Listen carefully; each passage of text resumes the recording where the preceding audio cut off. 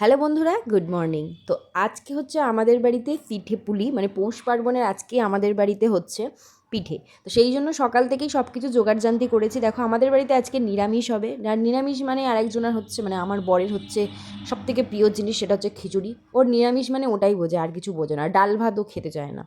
দেখো, এদিকে ডাল ভিজিয়ে দিয়েছে, রাত্রে হবে। নারকোলও সব ফাটিয়ে দিয়েছে, বাবা ছাড়িয়ে দিয়েছে।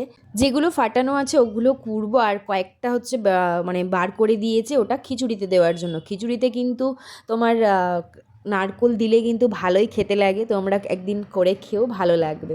তো আমার এখানে কোড়া হয়ে গেছে। তো দুপুরবেলা তো খাওয়া দাওয়া কমপ্লিট করে আমি একটু ঘুমিয়ে গেছিলাম, আর সন্ধেবেলা দিতে হয় এই বাউনি। আর আমাদের এখানে অনেকগুলো মন্দির আছে, তো বাড়িতে যেমন দিতে হয় সব জায়গায় ঘরে ঘরে, আমাদের এই মন্দিরেও দিতে হয়।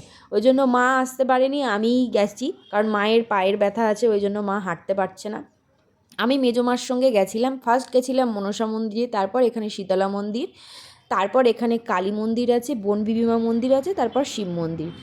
তো এতগুলো মন্দিরে আমাদের বাউনি দিতে হয়। আর দেখো, বাউনি শেষ হয়ে যাওয়ার, মানে দেওয়া শেষ হয়ে যাওয়ার পর আমরা যখন বাড়ি ফিরছি, আর আমাদের বাড়ির সামনেই হচ্ছে এতগুলো সরস্বতী মূর্তি বানানো হয়েছে, কারণ এখানে বানায়।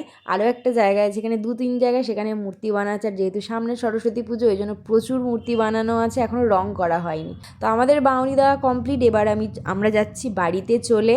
তো মা আজকে সন্ধেটা দিয়ে দিয়েছে, কারণ আমি ওদিকে করছিলাম বলে মা এদিকে সন্ধে দিয়ে দিয়েছিল। আর এই দেখো, এটা হচ্ছে আমাদের ঠাকুর ঘর। আমাদের ঠাকুর ঘরটা কেমন সেটা জানিও, আর সবাইকে জানাই শুভ পৌষ পার্বণ। আর আমরা কী কী পিঠে বানালাম সেটা কিন্তু জানতে হলে অবশ্যই নেক্সট ভিডিওটা দেখতেই